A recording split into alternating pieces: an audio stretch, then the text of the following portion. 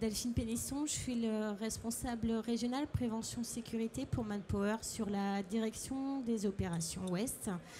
Notre innovation porte, nous, sur un serious game qu'on a développé dans l'activité bâtiment. On en parle depuis tout à l'heure. L'activité bâtiment où la sécurité est un enjeu majeur en matière de sécurité pour nos salariés.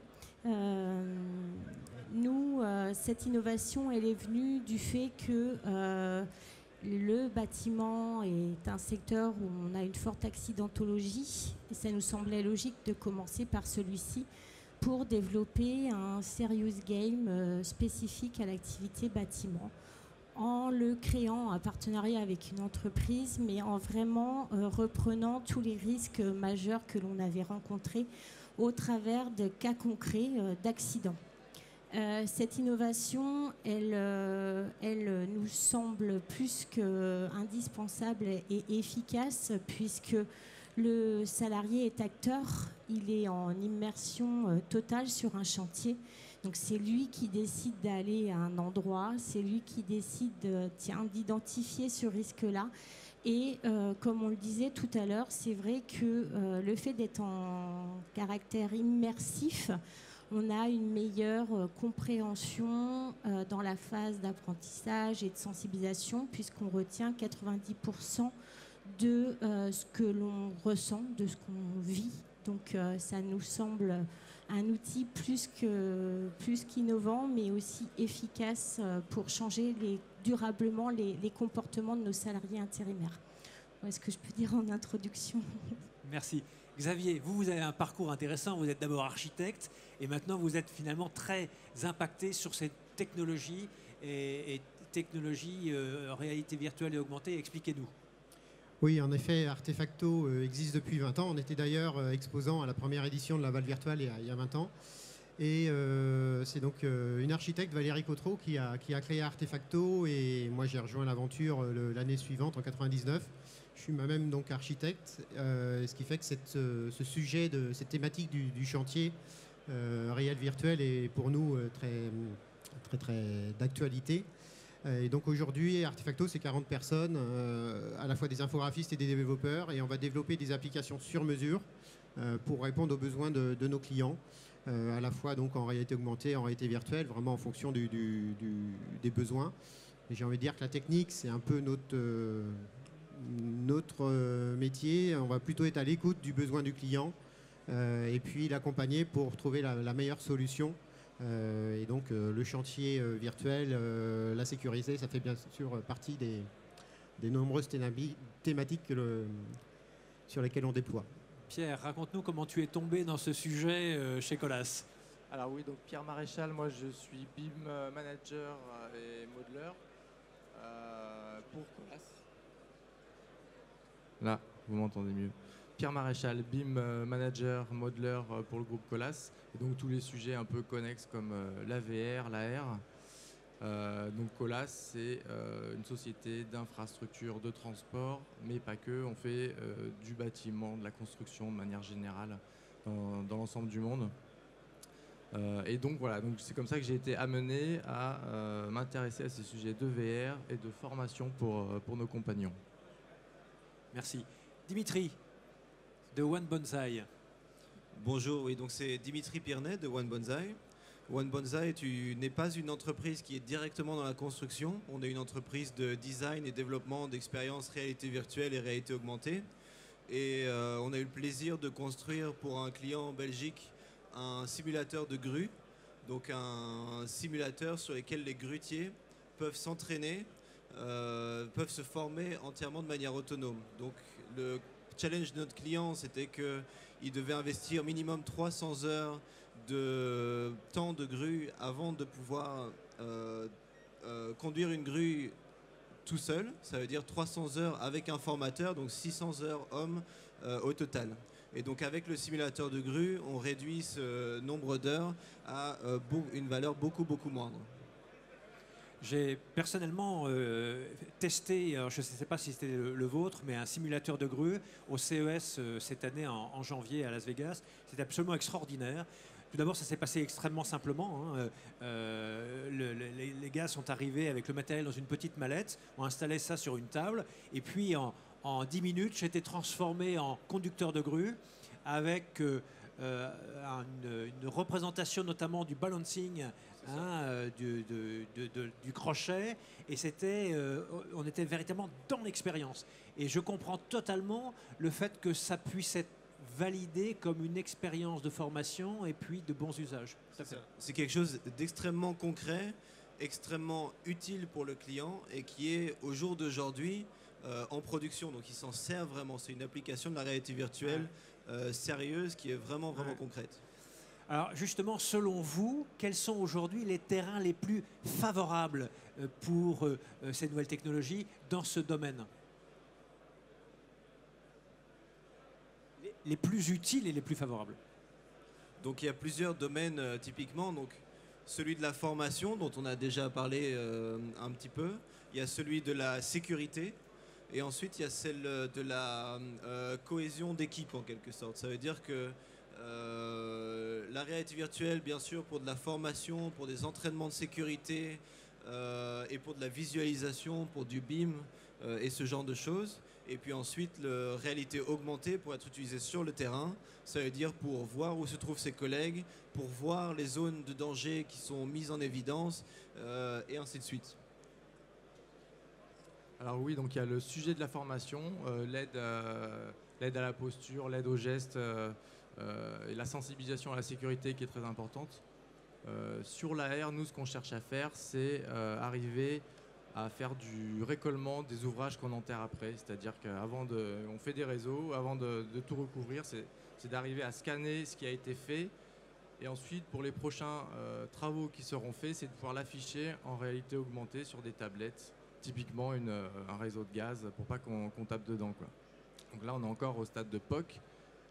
Et pourtant, je trouve que toutes les technologies sont là, tout est là, le besoin est là. Et voilà, j'ai envie de dire pourquoi on ne franchit pas la prochaine étape, quoi. Oui, en effet, je pense que c'est, pour rejoindre ce qui vient de se dire, la réalité virtuelle, elle va surtout être en amont, sur cet aspect formation, hors site, hein, hors chantier. Elle peut parfois être sur le chantier, par exemple dans un Algeco, le matin, avant de basculer et puis de mettre les bottes, on peut se refaire un petit check, une petite phase de formation sur les étapes qui vont avoir lieu dans la journée, à la fois pour assurer la qualité de ce qu'on va faire et puis reprendre les fondamentaux en termes de sécurité. Et puis une fois qu'on est sur le site, c'est là que la réalité augmentée, réalité mixte, hein, va apporter des solutions intéressantes. Par exemple, on parlait du grutier qui s'est formé en réalité virtuelle en amont. Et bien, sur le chantier, à travers sa grue, il y a peut-être aussi une solution de réalité augmentée où il va peut-être avoir un système qui va lui permettre de voir à travers les banches, à travers les murs, lorsqu'il doit déposer un équipement de l'autre côté sur une zone qui est invisible à l'œil nu. La réalité augmentée va peut-être lui permettre de rajouter cette vision à travers mur. On travaille nous aussi à Artefacto sur des solutions pour amener la maquette BIM sur le chantier. Alors moins pour la sécurité, plus pour du contrôle du suivi de chantier. Donc là, l'idée, c'est qu'à travers une tablette ou un casque, on puisse visualiser le fichier BIM, hein, un fichier Revit, avec toute sa structure et sa richesse, et le visualiser en superposition au chantier réel, voilà, pour apporter de l'information complémentaire. Tout a été dit, mais effectivement, nous, on l'utilise donc en sensibilisation avant les départs en mission de nos salariés. Et ce qu'on aime aussi au travers de cette innovation, c'est qu'on peut aussi l'utiliser sur le chantier à un moment donné pour resensibiliser nos salariés sur des points spécifiques. C'est ce caractère mobile qui est aussi intéressant dans cet outil. Et puis sur le fait que nous, ce qui nous intéresse, c'est aussi changer les comportements durablement dans le temps de nos salariés. On est sur un public qui peut être jeune, donc l'objectif c'est vraiment qu'ils prennent tout de suite en compte les bons comportements recherchés pour assurer des missions en toute sécurité. Pierre semblait dire qu'il y avait des freins. Quels sont ces freins émotionnels, techniques, financiers, et comment les dépasser, selon vous? Alors nous, les freins qu'on a pu rencontrer aujourd'hui, parce que l'outil, on l'a développé en septembre, donc voilà, sur les premiers reculs. Alors, je vais d'abord parler des côtés positifs. Alors, chez nous, dans le réseau, l'outil a tout de suite été accepté par l'ensemble de nos agences. Il est très bien perçu par nos salariés intérimaires. Les freins qu'on peut rencontrer, c'est sur le public. On a des collaborateurs qui, d'un point de vue santé, ne peuvent pas utiliser l'outil virtuel parce qu'ils ont des antécédents santé qui font qu'ils ne peuvent pas être en immersion. L'autre frein, qui n'est pas forcément un frein puisque la technologie va évoluer, c'est que c'est un investissement en temps pour les agences. C'est vrai que ça demande du temps de passer un outil virtuel plutôt qu'une consigne lambda, classique. Mais vu qu'on a compris l'intérêt de l'outil, on le fait. Donc cet investissement en temps, on le prend. Et on sait que de toute façon, la technologie va évoluer sur le sujet. Voilà, donc c'est les deux freins que je vois, moi, à mon niveau, avec le peu de recul qu'on a sur l'utilisation de cet outil. Et pour vous, Manpower, vous allez plutôt essayer de cibler les jobs qui ont besoin d'une formation complexe, les jobs sur lesquels il y a une rotation forte. Enfin, c'est quoi un peu vos priorités? Alors nous, les priorités, déjà, elles portent uniquement pour l'instant sur l'activité bâtiment. Sur donc ces métiers et les qualifications sur lesquelles on a le plus d'accidents. Donc on va cibler finalement la sensibilisation de nos salariés au travers de cet outil sur des qualifications qui génèrent actuellement des accidents du travail. En priorité, l'objectif c'est bien sûr de sensibiliser tout le monde au travers de cet outil. Mais voilà, cibler un public, cibler un chantier, parce qu'on sait qu'on va avoir un volume important de salariés qui seront détachés. Et on le fait toujours en partenariat avec nos entreprises utilisatrices, nos entreprises chez qui on détache des salariés, puisque il y a une responsabilité qui est partagée en matière de sécurité entre les agences d'emploi et les entreprises utilisatrices. Donc d'où le fait de travailler en partenariat et d'aller tous dans le même sens vis-à-vis de cet outil. Xavier, les freins? Oui, sur les freins, alors autant sur la réalité virtuelle, on trouve qu'il y a beaucoup moins de freins, si ce n'est que forcément il y a un investissement et le client a besoin de savoir un peu le ROI, où est-ce qu'il va se situer. Les freins sont beaucoup plus présents sur la réalité augmentée, réalité mixte, donc en étant sur le site du chantier. Pour cela, il suffit d'aller réellement passer une journée sur un chantier et de voir comment on travaille, donc dans des conditions météo qui sont voilà, comme on les connaît, il peut pleuvoir, on peut être dans la boue avec les bottes, donc on a le casque, on a le marteau. Rajouter un équipement en plus, que ce soit une tablette ou un casque, c'est compliqué. Et donc il faut vraiment voilà, apporter ces solutions-là à des moments clés sur le chantier, sur des profils spécifiques. L'idée, c'est pas d'équiper tout le monde. Et sur tout ce qui est casque, l'avantage bien sûr c'est que ça permet de libérer les mains pour faire l'activité qu'on doit faire. Mais comme on l'évoquait à l'instant, c'est qu'on est plus ou moins sensible aussi avec un casque sur la tête. Et aujourd'hui, il n'y a pas de normes. On ne sait pas sur un casque HoloLens si on peut le garder 10 minutes ou 3 heures sur la tête. Et donc là, c'est un vrai frein aujourd'hui pour basculer sur de l'industrialisation. Moi, j'identifierais 3 freins. Il y en a un premier, c'est la culture du chantier qui a toujours été un peu réfractaire, je pense, aux nouvelles technologies, qui a toujours fait plus confiance à l'expérience qu'aux nouvelles technologies. Peut-être pour ça qu'on a du retard par rapport à l'industrie, l'automobile, par exemple. Bon, c'est en train de changer avec les nouvelles générations, les téléphones portables. C'est en train de changer et surtout, les entreprises ont compris qu'il ne faut pas rater ce train-là. Donc je pense que ça va changer. Le deuxième frein, c'est le format des logiciels. On a pléthore de formats pour les maquettes. On a du mal à les faire communiquer. Il y a un format qui est en train de se créer, on a parlé tout à l'heure, c'est l'IFC, qui est une codification qui pourrait être en passe d'être une normalisation dans le secteur du bâtiment.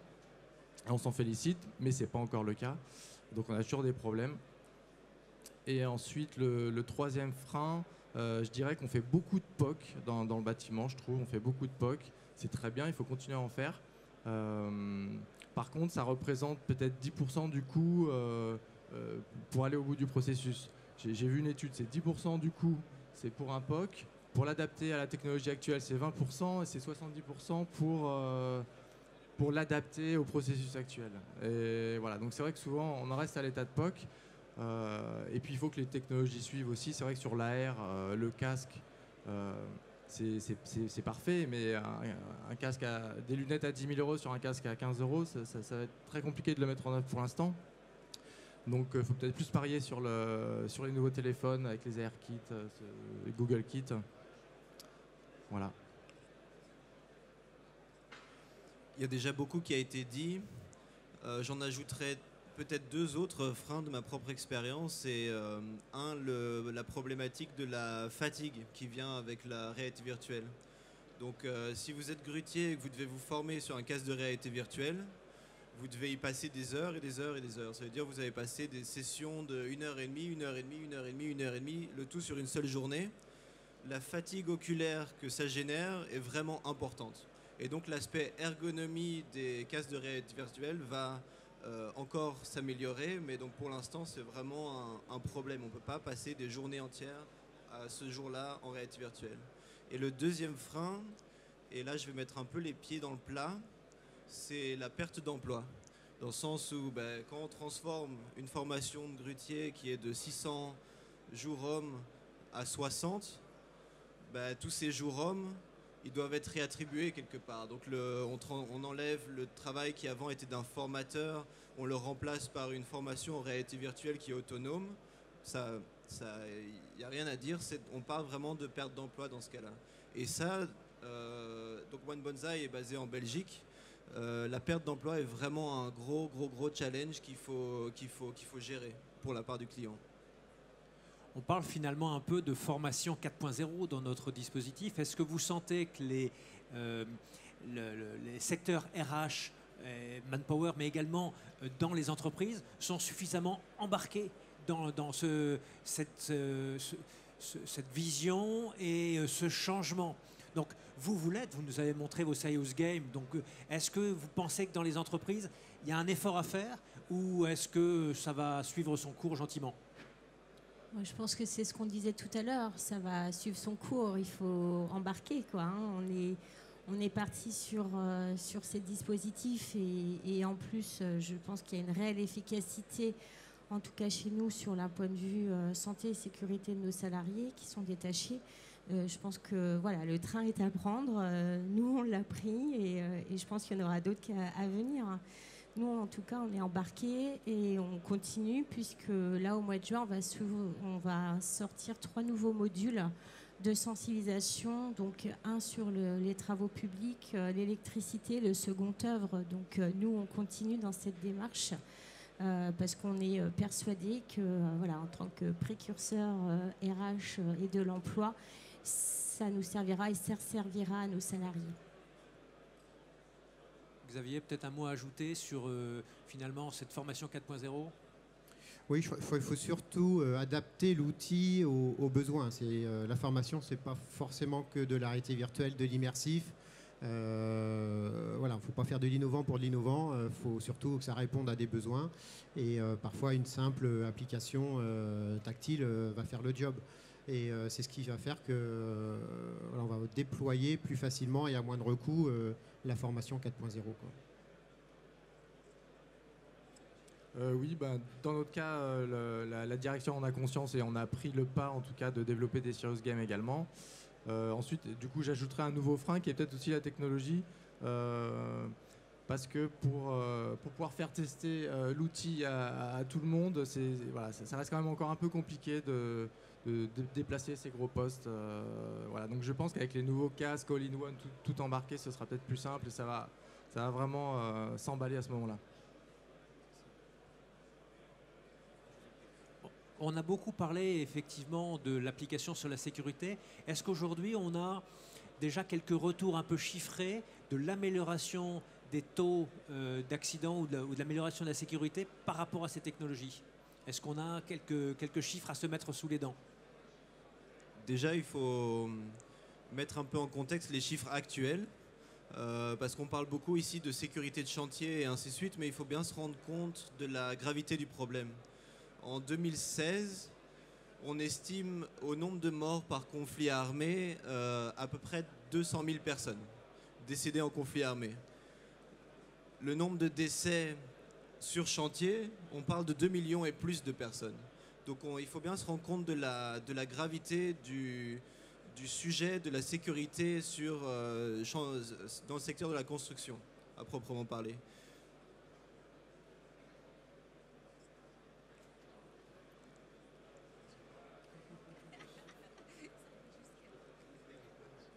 Mais donc, des chiffres déjà, pour notre part, la formation en réalité virtuelle est trop récente encore. Et en plus, cet exemple-là n'est pas vraiment pertinent dans la mesure où notre client a déjà, on va dire, atteint un niveau de zéro accident, en quelque sorte, depuis plusieurs années. Du coup, on n'est pas encore capable de dire de quel genre d'économie on parle. Donc là, il faudrait se retrouver, comme dirait Ariette, en 2038 pour savoir si ces activités ou ces dispositifs ont permis réellement de diminuer. On sent, on le pressent, on sent que c'est des méthodes pour pouvoir permettre de former mieux et puis de mettre en situation, donc c'est clair. Pour vous, comment voyez-vous la suite? C'est quoi l'étape suivante? L'élément sur lequel vous vous dites si on se revoit, peut-être pas en 2038, mais peut-être l'année prochaine ou dans 2 ans, on aura franchi cette étape supplémentaire et on aura fait un grand pas.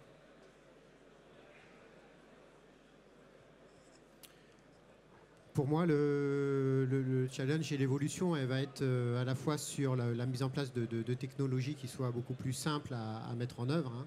Ce qu'on l'évoquait, même si c'est juste un PC et un casque, voilà, on faut aller dans quelque chose de beaucoup plus simple.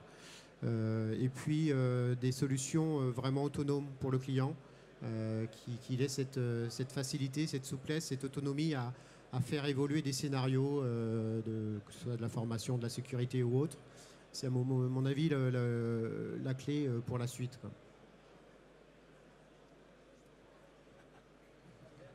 Moi je le vois, alors dans 10 ans on va dire, je le vois plus avec justement des lunettes mais sans processeur, on va dire le processeur embarqué dans le téléphone qui servirait de base, et ensuite associé donc toujours les maquettes et un système de machine learning pour reconnaître les risques potentiels en fait. Moi je soutiens Pierre entièrement dans sa réponse. C'est dans 10 ans, du moins je l'espère, on en sera à un niveau où on aura une interface parfaite entre informatique et personnel.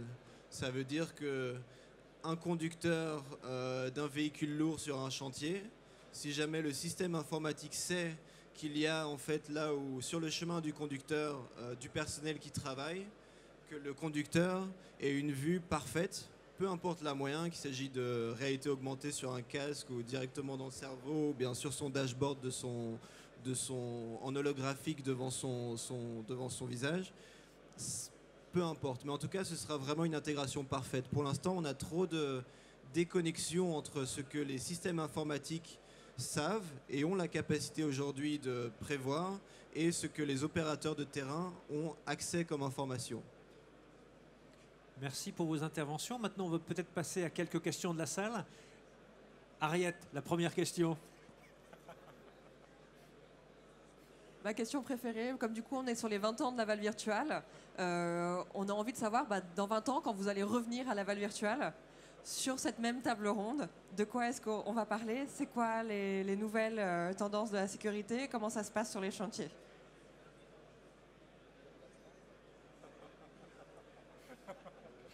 Je sais pas, on se dira Ready Player One en fait, c'était un peu loin de la réalité, on est allé beaucoup plus loin que ça, peut-être. Non, je sais pas.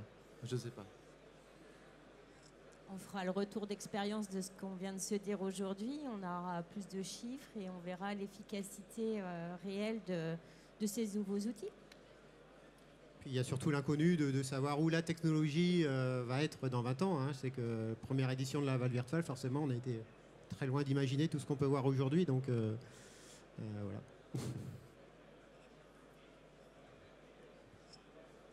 C'est un peu un pari, mais je pense que d'ici à 2040, à peu près, dans 20 ans, en fait, on n'aura plus de personnel humain du tout sur nos chantiers de construction. On sera entièrement, tout sera construit par des machines automatisées, des drones qui travaillent ensemble pour assembler tout ce qu'il faut assembler, des mécanismes d'assemblage simple, beaucoup et énormément de préfabriqués, par exemple, tout fabriqué en usine, puis ensuite amené directement sur place, installé, c'est bouclé, et une gestion, on va dire, de la part de l'homme qui se fait en fait off-site, avec à nouveau cette intuitivité de l'information et cette fluidité entre l'interface entre l'informatique et l'humain.